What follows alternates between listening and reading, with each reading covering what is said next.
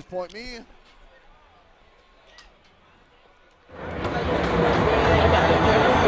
And welcome in.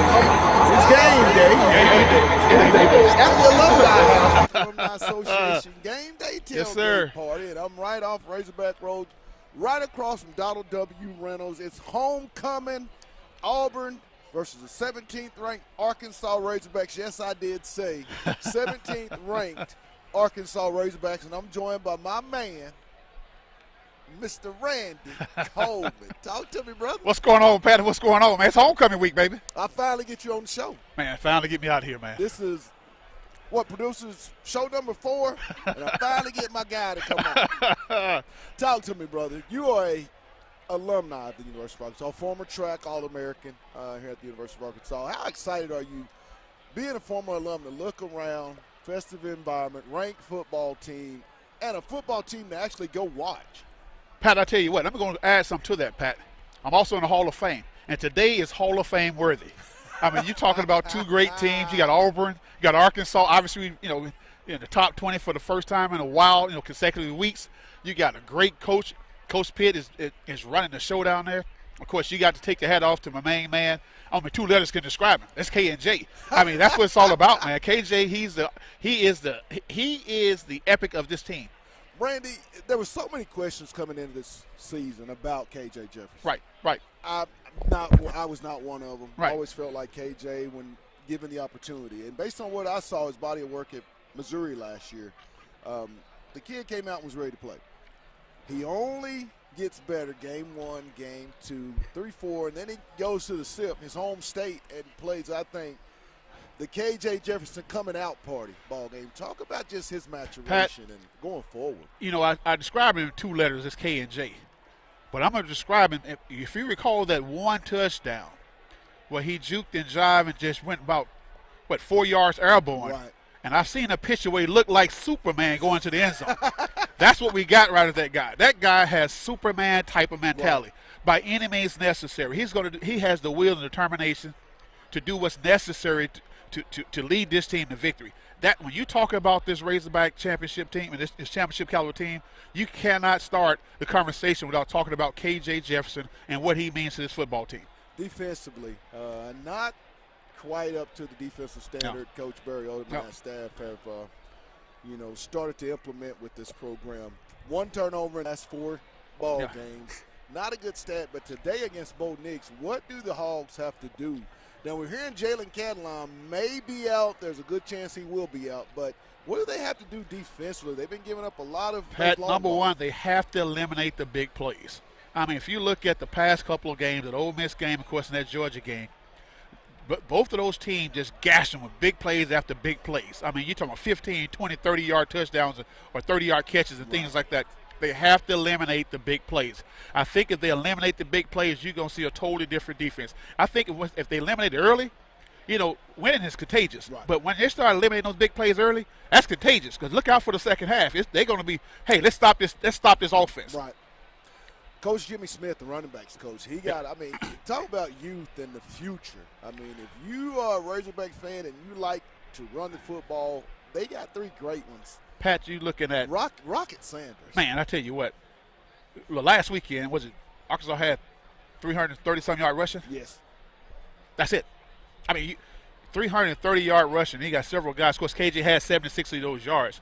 When you look at our running back core, those guys, it's just a matter of, hey, guys, when your number is called, I want to go out here and I want to get 100 yards. It's like Oprah Winfrey just passing out 100 yards. You get 100. You get 100. Everybody want to get 100. Everybody except get that football in the hand. They're ready to go the distance.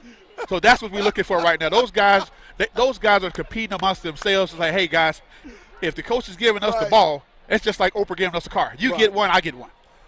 Sam Pittman, a lot of people not jumping around with excitement when he was given the head coaching job by Yurachek, which I thought was a great job. Was probably one of the few campaigning for coach. Right. Talk about Sam. I mean, he's proven to be everything that some of us thought he would be. A great recruiter, great motivator.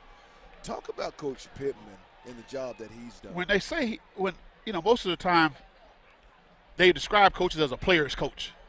This guy is a player's fan and coach. Right. Everybody love him. It's no matter what walk of life, whether you're his player, the lady that worked down the street at the hotel, the guy that's at the car lot, it doesn't matter who you are. Right. A big-time booster, everybody love him. Right. The man came out in the press conference when he first got hired and started crying at it. That's the sign of a Razorback. And he was a Razorback before he became a coach, inside of his heart. Right. That's what you want of him. And, Pat, ironically, we're talking about him. And I'm not for sure if the viewers can see it. My shirt says turn this down. Can I say that? Can I say this? Look at this. Explain this. I mean, this is a beautiful shirt. Talk about that. As we talk about Coach Pittman, he said turn that damn jukebox on? This is a show. It's no PC. Yes. He said turn that damn, that means turn it up. That means, if you was in the hood, they say get crunk. He said let's get crunk around here. After the game, he wants the guys to get crunk because he wants those guys to feel the synergy of being crunk, of being turning the jukebox on. And I don't know what all was on the jukebox, but boy, I love when they play it though. Homecoming, Randy, here at the University of Arkansas. Former, like I said, track All-American in the Track Hall of Fame. But, you've been a part of a lot of homecomings. What does homecoming mean to the alumni? Man, and the second part of that, you look around right here, we're at the Black Alumni Association tailgate party.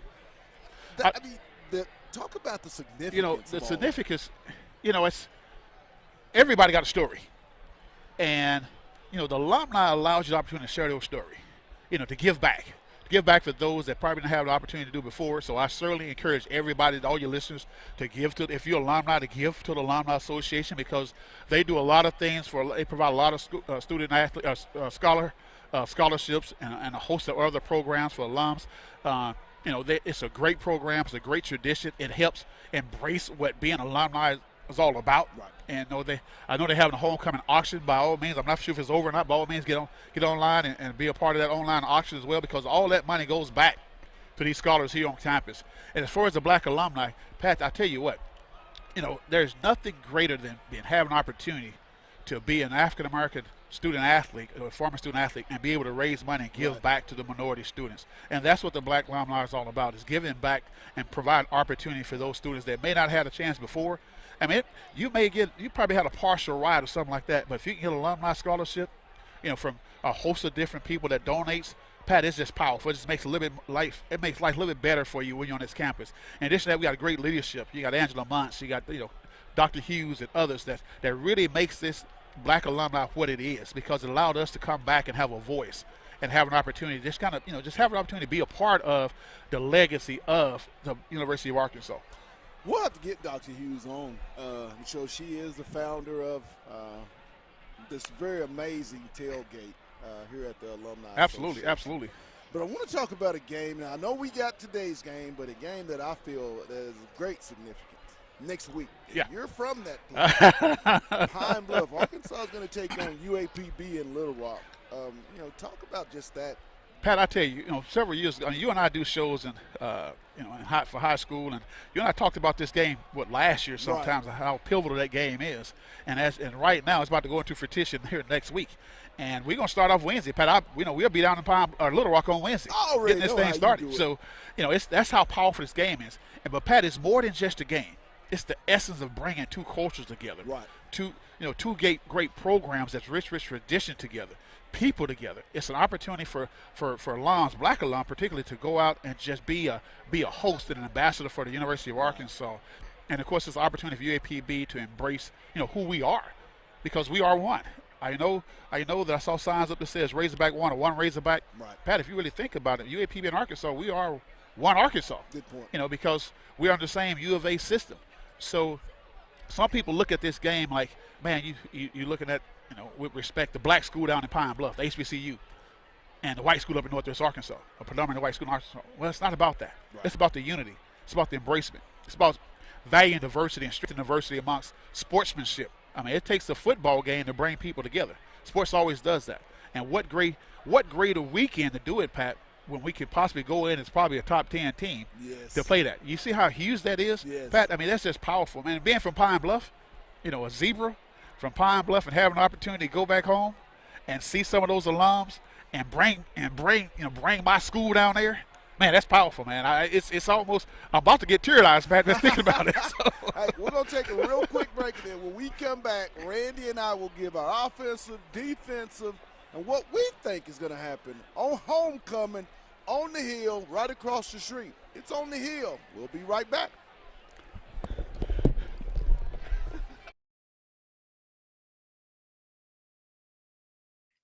All right. Raheem Sanders, Greg Brooks. Again, if you've got questions, throw your hand up or put it in the chat.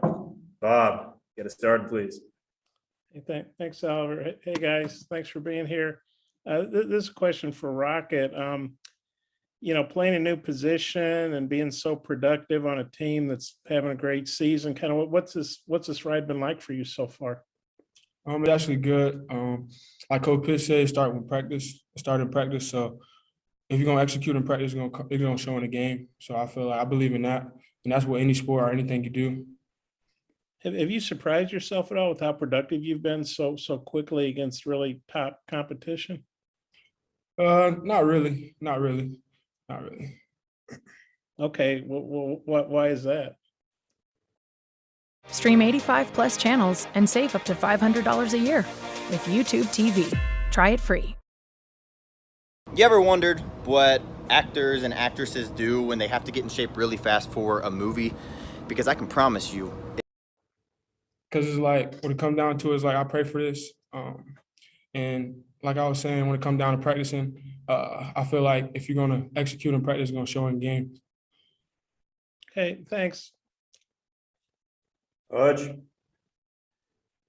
Yeah, Greg, I'll ask you about Rock. I mean, have you been surprised at all by what he's done so far at a new position like he has? Not at all. When he first came here in the spring, like we had spring ball together, I knew it was gonna be good. But it's just like it's coming more and more, and he's getting better each and every week, and I'm really proud of him for that. And what's the mindset of the defense right now coming off a performance like that? I mean, is there a new level of focus or intensity or anything after a game like that? It's just bouncing back and going back to the way we play, physical and fast. So that game's in the past. We're not really worried about it anymore. We just worried about Auburn this week. Nate. Yeah, Greg, I was wondering about last year, that Auburn game. What was your recollection on the spike that wasn't the what should have been a fumble, and kind of how did you see it, and what they tell you? I couldn't control what they called. And so we're back. It's game day, and I'm at the Black Alumni Association tailgate party, and look who I'm with.